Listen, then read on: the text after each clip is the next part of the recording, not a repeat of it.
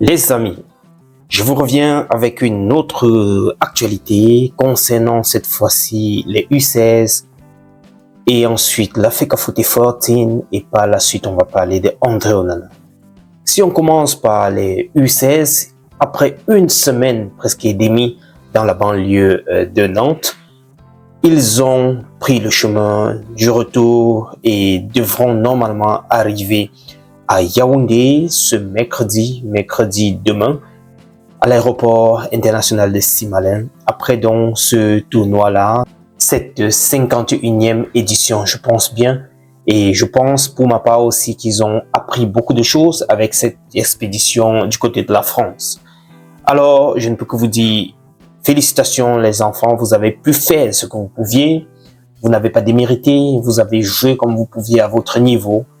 Le résultat n'a pas été ce qu'on aurait aimé avoir, mais je pense toujours qu'il y a un adage qui dit « Je ne perds jamais, j'apprends toujours ». Donc, même si vous avez perdu, vous avez quand même gagné quelque chose, c'est-à-dire l'expérience. Alors, nous allons tomber maintenant sur ce communiqué ou bien sur ce post de la FECAFOOT, sur sa page Facebook, concernant la rencontre entre la FECAFOOT et le MINCOMES.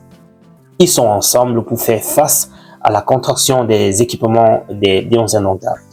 Alors, ils nous font savoir que ce jour s'est tenue une réunion d'alignement avec les représentants de la Brigade nationale de contrôle et de la répression des fraudes du ministère du Commerce autour des procédés et des plans d'action pour la répression de la contrefaçon des équipements des sélections nationales.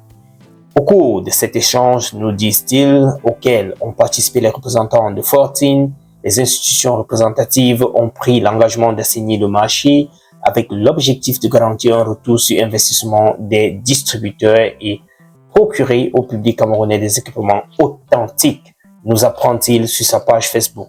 Bref, la page de la FECAFOOT. Alors les amis, parlant toujours de 14, il y a une vive polémique qui est en train de faire beaucoup de bruit sur Internet, sur les pages sportives. Il y a beaucoup qui parlent d'équipementiers ou bien de distributeurs ou bien ainsi de suite. Alors, qu'est effectivement 14? Beaucoup de personnes se posent cette question-là. Mais je me demande pourquoi est-ce qu'ils en arrivent là? Est-ce que 14 a cessé de livrer les maillots aux Lions indomptables?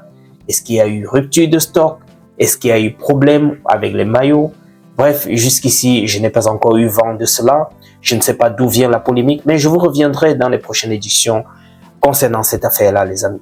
Finissons ceci avec André Onana qui est en train de réviser ses réflexes de prise de balle. Il utilise ici la balle de tennis qui est un peu plus petite, mais c'est plutôt successful. On espère que ça va se traduire dans les goals et qu'il pourra avoir plus de réflexes lors des matchs en PL. Les amis, retrouvons-nous dans la prochaine et d'ici à là, take care. Ciao.